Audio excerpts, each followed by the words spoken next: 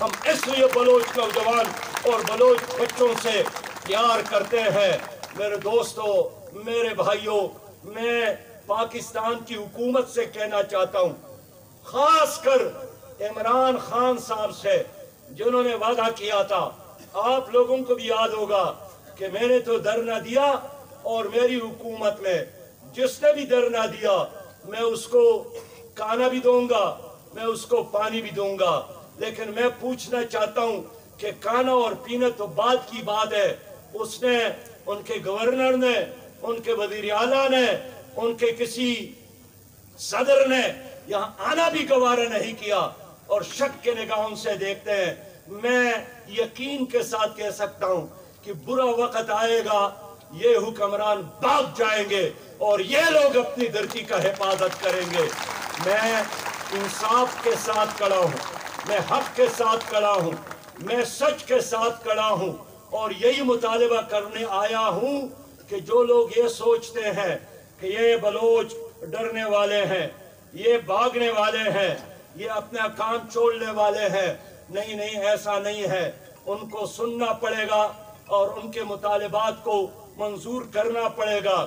میں یہ بات بھی کروں کہ یہاں مسنگ پرسنز ہے ہزاروں کی تعداد میں، اور جب عمران خان حکومت میں نہیں تھے تو یہی بات کرتے تھے، یہی تنقید کرتے تھے نواز شریف کی حکومت پر، زرداری کی حکومت پر، لیکن آج ان کی حکومت میں بھی لوگوں کو اٹھایا جا رہا ہے۔ مجھے ابھی گوادر کے ایک آدمی نے بتایا کہ مجھے فون کیا گیا اور میں نے اپنے بیٹے کو خود اٹھا کر ان کے دفتر میں لے گیا۔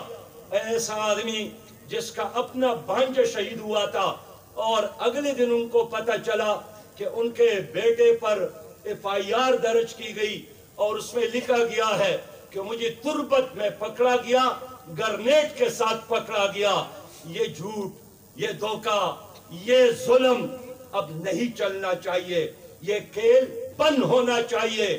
انسان نے چاند پر قدم رکھا، انسان مریخ کی طرف جا رہا ہے، انسان ترقی کر رہا ہے، اور ہمارے ملک میں عدالتیں ہیں، اور عدالتوں کے علاوہ زمین دوز عدالتیں ہیں۔ میں کلیئر کرنا چاہتا ہوں کہ میں یہ بات بالکل اہتمام کے ساتھ کرنا چاہتا ہوں کہ پاکستان صدر پاکستان کا نہیں ہے، یہ وزیر اعظم کا بھی نہیں ہے، یہ آرمی چیف کا بھی نہیں ہے، پاکستان چیف جسٹس کا بھی نہیں ہے، پاکستان 22 کروڑ عوام کا ہے۔ 22 کروڑ عوام، 22 کروڑ میری قوم، وہ ٹیکس دیتی ہے، ان کے ٹیکسز پر یہ عدالتیں چلتی ہیں، یہ ایوانے چلتے ہیں، تم تنخواہیں لیتے ہو۔ اس لیے چیف جسٹس کو انصاف کرنا چاہیے، ایوانوں کو قانون سازی کرنا چاہیے، اور سیکورٹی کے لوگوں کو، آرمی کو وہی کام کرنا چاہیے جو آئین میں قوم نے ان کے حوالے کیا ہے، جو آئین نے ان کے ذمہ داری لگائی ہے۔ لیکن آج یہاں عدالتوں میں انصاف نہیں ہے، اور انصاف ایسی ہے جس کا میں نے تذکرہ کیا کہ شرم کی بات نہیں ہے کہ ہم 22 کروڑ ہے، ہم ایٹمی پاور ہے، لیکن اس سب کچھ کے ہونے کے باوجود بھی میرے ملک کی عدالتوں میں انصاف نہیں ہے۔ اگر آپ انصاف نہیں دے سکتے تو پھر ان اداروں کو، ان عدالتوں کو تانا لگائے۔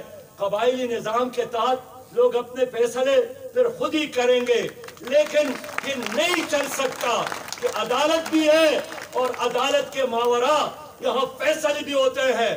میں قانون چاہتا ہوں، میں عدل چاہتا ہوں، میں انصاف چاہتا ہوں، میں آئین کی حکمرانی چاہتا ہوں، میں افراد کی بادشاہت نہیں، اللہ کی بادشاہت اور اس کی حاکمیت پر یقین رکھتا ہوں۔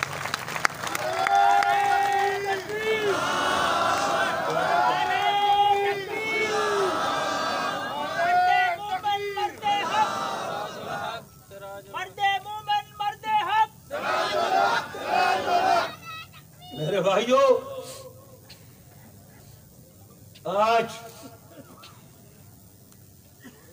بارڈر ٹریڈ کو، سرحدی تجارت کو، یہ صرف یہاں نہیں ہے، مغربی ممالک میں بھی یہی ہے، امریکہ اور کینیڈا کے درمیان بھی یہی ہے، میکسیکو کے بارڈر پہ بھی یہی ہو رہا ہے۔ دنیا میں جہاں جہاں دو ممالک کے طویل بارڈر ہیں وہاں حکومتیں ایک کڑکی کلتی ہے۔ تو ان اداروں میں، ان سرحدوں پر، ان علاقوں میں سکول نہیں، کالج نہیں، کارخانہ نہیں، کوئی اور ترقی کا کوئی کام نہیں، حکومت کی طرف سے کوئی سبسڈی نہیں، آخر کیا کرے؟ کیا زہر کی گولیاں کھا کر خودکشی کرے؟ لیکن اگر لوگ محنت کرتے ہیں، لوگ مشقت کرتے ہیں، اپنے بچوں کے لیے رزق حلال کمانے کا انتظام کرتے ہیں، تو پھر بارڈر ٹریڈ اس پر پابندی نہیں ہونا چاہیے۔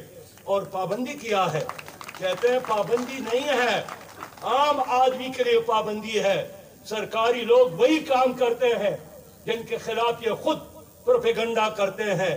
میں اس لیے کہنا چاہتا ہوں کہ ان راستوں کو بند نہیں کرنا چاہیے۔ آپ کے ساتھ کوئی متبادل پروگرام ہے تو ہمیں بتائیں، ہمیں دکھائیں۔ میرے پیارے بھائیوں، کچھ لوگ پروپیگنڈا کر رہے ہیں آپ کے اس دھرنے کے خلاف کہ سی پیک کا ہے۔ آج اچھا ہوا کہ ہدایت الرحمان صاحب نے بڑے واضح الفاظ میں اعلان کیا کہ ہم سی پیک کے مخالف نہیں ہیں، کوئی پاگل بھی سی پیک کا مخالف نہیں ہے۔ ملک ترقی کرے تو کون مخالف ہے؟ سڑکیں بنے تو کون مخالف ہے؟ انڈسٹریل اسٹیٹ بنے تو کون مخالف ہے؟ مقامی لوگوں کو روزگار ملے تو کون مخالف ہے؟ اور ہم تو یہی چاہتے ہیں کہ جس طرح متحدہ عرب امارات نے، وہاں بھی کوئی تیل تو نہیں ہے لیکن ایک ساحل کو انہوں نے استعمال کیا اور اس کے نتیجے میں انہوں نے ترقی کی، ہم بھی یہی چاہتے ہیں کہ یہ علاقہ بھی اسی طرح ترقی کرے۔ انشاءاللہ تعالی وہ دن تو ضرور آئے گا، لیکن یہ بالکل صحیح بات انہوں نے کی ہے کہ سی پیک کے ساتھ بلوچستان کے لوگ کھڑے ہیں، لیکن یہ بھی چاہتے ہیں کہ سی پیک میں بلوچستان کے لوگوں کو حصہ دیا جائے۔ یہ اس حکومت کی نادانی ہے کہ پہلے یہی وزیر اعظم جب دھرنے میں موجود تھے اور چین کے صدر کا دورہ تھا تو ان کے دھرنے کی وجہ سے اس نے وہ دورہ کینسل کیا تھا، اور آج بھی ان کے کوتاہ نظری سے، ان کے مس مینجمنٹ سے یہ پورا پروجیکٹ ایک مشکل سے دوچار ہے۔ ہم تو چاہتے ہیں، اور میں چائنا کی حکومت کو یقین دلاتا ہوں کہ آپ خود آ کر یہاں دیکھ لیں بلوچستان کے مسائل کو، گوادر کے مسائل کو، اور آپ محسوس کریں گے کہ یہاں کے لوگ سب سے زیادہ چاہنے والے ہیں ترقی کا، لیکن مسئلہ ہمارے وفاقی حکومت کے غلط پالیسیوں کا ہے۔ میں ایک بار پھر چائنا کو یہ پیغام دینا چاہتا ہوں کہ پاکستان کے لوگوں کا اگر کسی چیز پر اتفاق ہے تو سی پیک کا یہ بہت بڑا پلان ہے۔ میں جانتا ہوں انڈیا نہیں چاہتا ہے کہ سی پیک کامیاب ہو جائے، میں یہ بھی جانتا ہوں امریکہ اس پورے پروجیکٹ کا شدید مخالف ہے، ہم یہ بھی جانتے ہیں کہ جو پاکستان کا دشمن ہے وہ اس منصوبے کو ناکام دیکھنا چاہتے ہیں، لیکن ہم حکومت سے ضرور کہیں گے کہ جو گیٹ وے ہے بلوچستان کا، پاکستان کا، ترقی کا، وہاں کے لوگوں کے چہروں پر میں مسکراہٹیں دیکھنا چاہتا ہوں، وہاں کے بچوں کے ہاتھوں میں کتاب دیکھنا چاہتا ہوں، وہاں کے نوجوانوں کو میں روزگار دلانا چاہتا ہوں، وہاں کے لوگوں کو میں انصاف کے روشنی میں دیکھنا چاہتا ہوں۔ میرے پیارے بھائیوں، پاکستان ہمارا ہے، پاکستان آپ کا ہے، آپ کے بڑوں نے پاکستان بنایا، اور آپ کو یاد ہے کہ جب قائد اعظم محمد علی جناح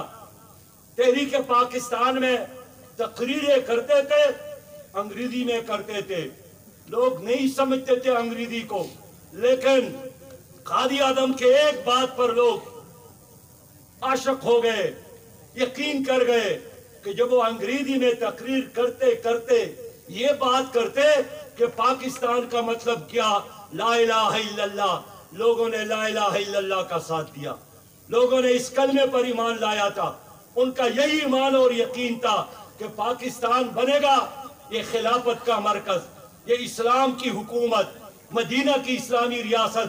لیکن 74 سالوں میں ایک دن کے لیے پاکستان اسلامی نظام سے روشن ہم نے نہیں دیکھا۔ اس کا نتیجہ پاکستان کا جغرافیہ تباہ ہو گیا، اس کا نتیجہ ہم ایک قوم نہیں بن سکے، اس کا نتیجہ ہم آج بھی ورلڈ بینک اور IMF کے غلام بن گئے۔ میں اپنی قوم سے پوچھنا چاہتا ہوں کہ جب پاکستان دنیا میں 22 کروڑ آبادی والا ملک ہے، ایٹمی صلاحیت رکھتا ہے، پاکستان گندم پیدا کرنے والا 8واں بڑا ملک ہے، پاکستان گنا پیدا کرنے والا 7واں بڑا ملک ہے، پاکستان لائیو سٹاک میں 5واں بڑا ملک ہے، پاکستان چنا اور دال پیدا کرنے والا 3را بڑا ملک ہے ساری دنیا کا۔ لیکن اس کے باوجود بھی یہاں غربت ناچ رہی ہے۔ خود پاکستان کا سب سے بڑا صوبہ بلوچستان میں شرح غربت 71% سے زیادہ ہے۔ یہاں 2 کروڑ 7 لاکھ نوجوان بے روزگار ہے پاکستان میں، اور سب سے زیادہ بے روزگاری بلوچستان میں ہے۔ مجھے بتایا گیا کہ یہاں نشہ میں لوگ مبتلا کیے گئے۔ ہدایت الرحمان کا کتنا معصوم مطالبہ ہے کہ شراب خانے بند ہونا چاہیے۔ ان کا مطالبہ ہے کہ منشیات فروشوں کو جیل میں ڈالا جائے، ان کو سزا دی جائے، اس لیے کہ خود وزیر اعظم نے اعلان کیا ہے کہ پاکستان میں 70 لاکھ سے زیادہ لوگ نوجوان یہ نشہ کے عادی ہو گئے۔ 70 لاکھ سے زیادہ، اس میں 10 لاکھ سے زیادہ نوجوان بلوچستان کے ہیں۔ تو یہی تو ہمارا مستقبل ہے جس کو نشے کے دلدل میں دھکیلا گیا۔ تو اب کون اس کا علاج کر سکتا ہے؟ اس کا علاج اب نہ نواز شریف کے ساتھ ہے، نہ زرداری صاحب کے ساتھ ہے، نہ عمران خان کے ساتھ ہے۔ اللہ تعالیٰ نے ان تمام لوگوں کو ایک بار نہیں بار بار موقع دیا، بار بار اللہ تعالیٰ نے پاکستان کی قیادت کی چابیاں ان کے حوالے کی، لیکن انہوں نے یہی نظام مسلط کیا جس کی وجہ سے ہم بھی رو رہے ہیں، آپ بھی رو رہے ہیں۔ اب اس ملک کو صرف اور صرف ایک انقلاب ہی بچا سکتا ہے، اور وہ انقلاب محمدی انقلاب ہے، قرآنی انقلاب ہے، رحمت للعالمین کا انقلاب ہے۔ میرے پیارے بھائیوں، میں بھی خیبر پختونخوا میں 2 بار اذان ہو رہی ہے۔